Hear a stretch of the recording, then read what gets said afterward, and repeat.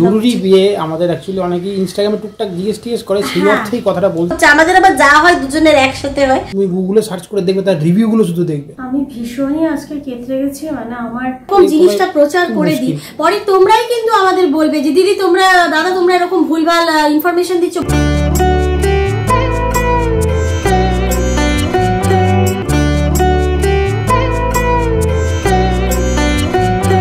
Good morning সবাইকে, একটা নতুন ব্লগে তোমাদের স্বাগতম। আশা করি সবাই খুব ভালো আছো, সুস্থ আছো। আমরা এমনি ভালো আছি, তবে আজকে আমি একটু আমি বলবো না, অভিরও একই প্রবলেম হচ্ছে। আমাদের আবার যা হয় দুজনের একসাথে হয়।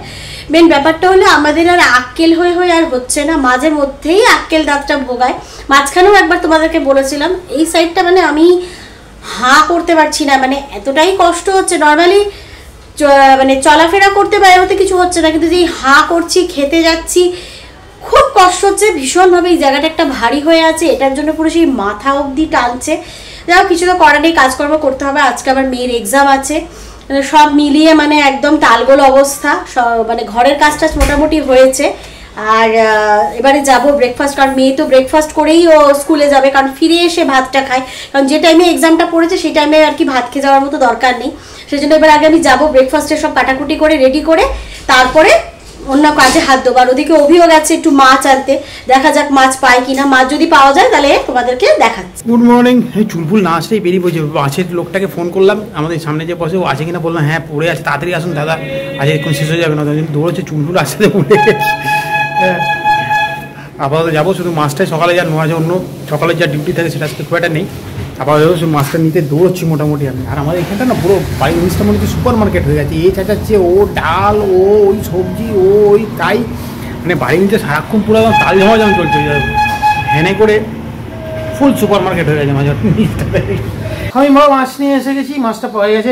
ফোন করে যেরকম বললাম গেলাম, একটা রেখে দিয়েছিল, নিয়ে চলে এসেছি। এসে আমরা বসে গেছি ব্রেকফাস্টটা। আজকে অভিনব বলতে এমনি হয়তো বোঝা যাবে না, ব্যাপারটা হচ্ছে আমার একদিন রাতে চাউমিন করে, চাউমিনটা আমার একটু থেকে গিয়েছিল, এতটার মতো চাউমিন থেকে গিয়েছিল। আর ওই টপ রেমনটা অনেকটা ঝুরঝুরে টাইপের, ওই জন্য দুটো টপ রেমন আর চাউমিন দিয়ে আজকের কিন্তু ব্রেকফাস্টটা হয়ে গেল। কি সুন্দর, নষ্টও হলো না, কোনো অসুবিধা হলো না।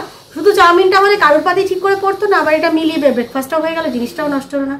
এই জন্যই তো সংসারটাকে বলে না। তোমাদের তো তখন বললাম যে অভি মাছ নিয়ে আসবো, অভি তো মাছ নিয়ে চলেই এসেছিল ব্রেকফাস্টের আগে। আমি দেখুন একবার খেতে গেছি, দাঁতটা নিয়ে এতটাই একটা অস্বস্তিতে রয়েছে, ভীষণ একটা অস্বস্তি ফিল হচ্ছে। এমনি যে মারাত্মক যন্ত্রণা করছে বলবো না, কিন্তু সেটা একটা অস্বস্তি ফিল হলে যা হয় আর কি। তো এই যে মাছ নিয়ে চলে এসছে, একদম একটা জ্যান্ত রুই নিয়ে এসেছে। কিছুটা ধুয়ে আমি তুলে দিয়েছি, কিছুটা আজকে রান্না হবে এখানে রেখেছি। টুকুর টুকুর করে আমি রান্নাটা করতে থাকছি, কারণ সেই মেয়ে তো এসে খেতে আমাদের খেতে খেতে প্রায় 3:30 হয়ে যাবে। তো সেজন্য আস্তে আস্তে রান্না বান্নাটা করছি। 1:15 কিছু কাজকর্ম সেরে চা নিয়ে বসলাম। আর আমি যা ভেদিয়ে যাচ্ছি না, দাঁতটা নিয়ে ভীষণভাবে একটা অস্বস্তি ক্রিয়েট হচ্ছে। যা হয় আর কি শরীরে অস্বস্তি থাকলে। চা খেতে খেতে আজকে একটু বসেছি, চা খেতে আমার মোটামুটি রান্নাটা হয়ে এসছে বলে তোমাদের সাথে একটা জিনিস আলোচনা। জরুরি বিয়ে আমাদের অ্যাকচুয়ালি অনেকেই ইনস্টাগ্রামে টুকটাক জিএসটিএস করে, সেই অর্থেই কথাটা বলতে চাই। সেই অর্থেই বলো, অনেকদিন ধরে জিজ্ঞেস করছি, ঠিক সেভাবে উত্তরটা আমাদের দেওয়া হয়নি। তো আজকে মনে পড়েছে, সুযোগও হয়েছে, তাই জন্য বলছি। এই ধরো বিভিন্ন যে জায়গায় আমরা যাই, যে ঘুরি বেড়াই, থাকি, যা যা করি, আমরা তো সবটাই তোমাদের সাথে শেয়ার করি। আমাদের অনেকেই লিখেছে দিদি এরকম দেখি, অনেকে 500 টাকায় ঘর বলছে, অনেকে 300 টাকায় রুম বলছে, অনেকে 800 টাকায় রুম বলছে, ঘোরা বেড়ানো বলছে 500 টাকায় হয়ে যাবে, গাড়ি বলছে 1000 টাকায় হয়ে যাবে। এবার তোমাদেরকে অ্যাকচুয়ালি একটা কথা বলি, হ্যাঁ তোমরা হয়তো পেয়ে যাবে, 500 টাকাও তোমরা রুম পেয়ে যাবে, কম টাকাও তোমরা গাড়ি খরচা করতে পারো, সেটা কথা না।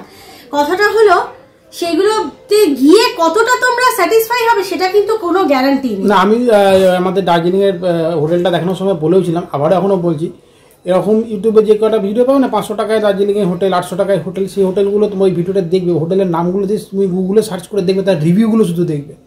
ঠিক আছে, আমি ওখানেও বলেছিলাম 500-800 টাকায় রুম আছে, কিন্তু সেটা ফ্যামিলি নিয়ে থাকার যোগ্য নয় কোনোভাবেই। দেখো আমরা বাইরে বেড়াতে যাই, একটা কি সবচেয়ে যেটা আমরা দেখি সেখানে কেমন ভাবে আমরা থাকতে পাচ্ছি, তার ফ্যাসিলিটি কেমন, তার আদার্স সবকিছুটা কেমন আছে, তারা কতটা আমাদেরকে যোগান সবকিছু করতে পারছে। কিন্তু সেই জায়গাগুলো যদি আমরা ঠিকঠাক মতো না পাই, তাহলে আমরা সেখানে গিয়ে কি সত্যি কোনো লাভ হবে বলো? হ্যাঁ 500 টাকা আমার কম হলো, সেটা সবই ঠিক আছে, কিন্তু যদি সেইভাবে পরিষেবাটা না পাওয়া যায়।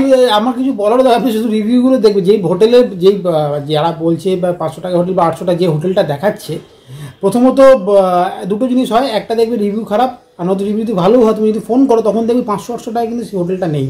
হ্যাঁ, আমি তোমাকে দার্জিলিং ব্লগেও বলেছিলাম, এখন আবারও বলছি, একটা স্ট্যান্ডার্ড হোটেল যেটা ফ্যামিলি নিয়ে থাকার মতো, যাতে সব রকম মোটামুটি বেসিক ফেসিলিটিসগুলো অ্যাভেলেবেল। ধরো দার্জিলিং ঠান্ডা জায়গায় গেলে আমাদের গিজারটা প্রয়োজন, সেটা ঠিকঠাক ঘরের প্রয়োজন, সেই সব ফেসিলিটিস নিয়ে একটা হোটেল কমসে কম সিজন টাইমে, হ্যাঁ মানে অন্তত 2,500 থেকে 3,000 টাকা নিচে কখনো সম্ভব না। এর নিচে যেগুলো হয় অফ সিজনে কিছু ওই সেম রুমগুলো হয়তো 1500-1800 অফ সিজনে।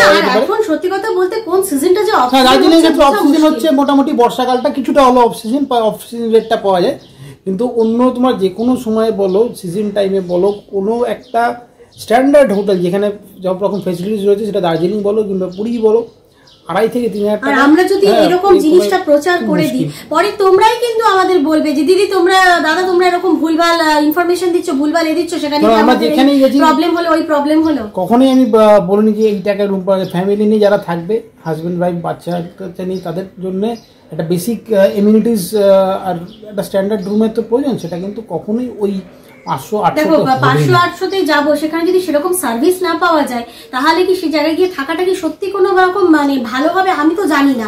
আর শুধু যদি কেউ এইভাবে ম্যানেজ করে থাকতে পারে, সে নিশ্চয়ই থাকতে পারে, কিন্তু মানে মোটামুটি এতটাই যদি রিভিউ খারাপ থাকে, সেই জায়গায় গিয়ে জোর করে গিয়ে থাকা তো মানে ঘোরা বেড়ানোর থেকে হোটেল অশান্তিটা বেশি বেড়ে যাবে আমার মনে হয়। ঘোরা ছেড়ে তখন হোটেলে এই হলো না, তাই হলো না। আমার যেটাই বক্তব্য, তোমরা যখন যেখানেই যাও না কেন, যে হোটেলটা দেখছো সেই হোটেলটার নাম দিয়ে গুগলে সার্চ করে তার রিভিউ রেটিংটা অবশ্যই দেখো।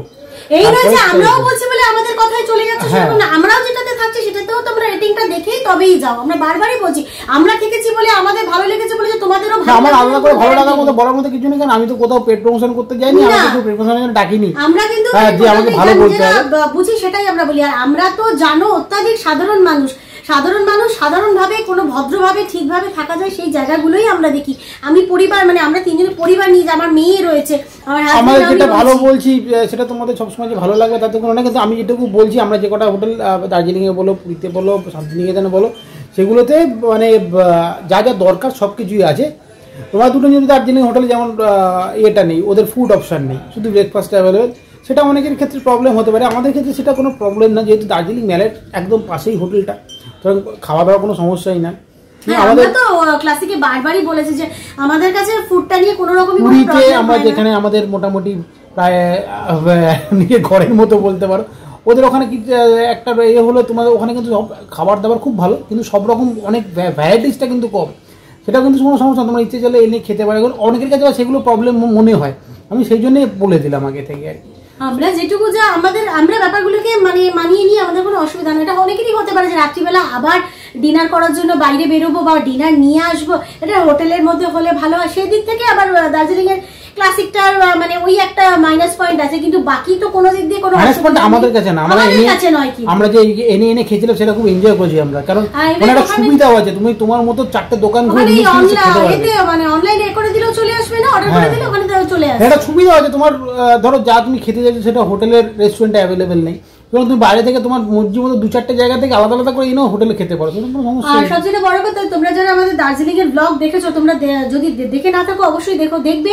আমি কিন্তু মানে বাজার করে এনে স্যালাডটা নিয়ে এসেছিলাম, ওরা কিন্তু সেটাও আমাদেরকে কেটে দিয়েছিল। এইটুকুনি কিন্তু ক্লাসিকে ওরা করে দিয়েছে। আর থালা বাসনের তো কোনো ব্যাপারই নেই, ওরা মানে তোমরা জাস্ট খাবারটা নিয়ে চলে আসলেই ওটা দিয়ে দেবে। যাই হোক, চা খাওয়া কমপ্লিট হয়ে গেল, অনেক কথা বলা হয়ে গেল। আপাতত চাই, ওরা রান্না বাকি আছে, আমাকে একটা কাজ বাকি আছে। এখন 3:30টায় চলে এসেছি লাঞ্চ করতে।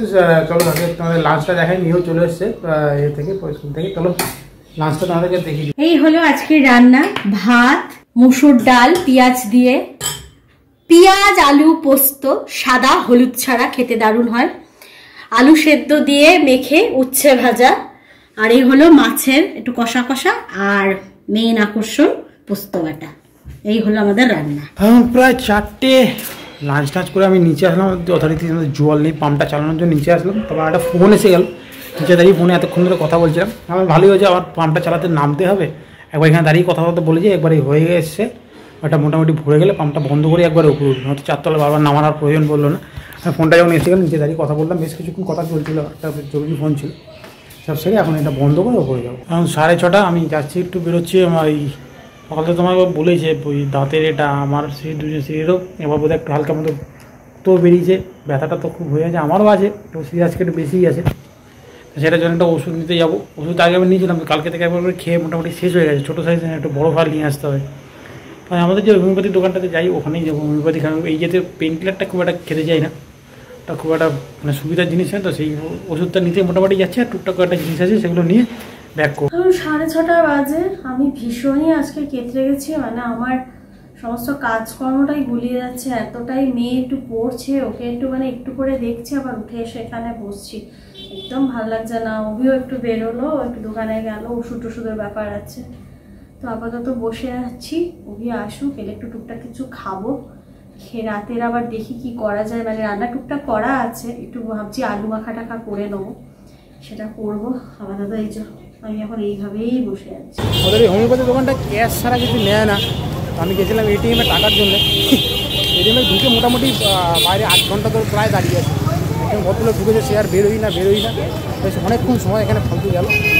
আপাতত ওষুধটা নিতে এসেছি।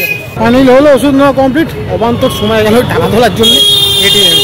এবার যাবো বাড়ির দিকে, দুটো জিনিস সময় আছে, তো পাড়ার দোকান থেকে নেবো, নিতে হবে বাড়ির দিকে যাবো। এখন 8:30 আমি এসে টুকটাক করে কাজ ছেড়ে এখন বসেছি গ্রিন টি নিয়ে।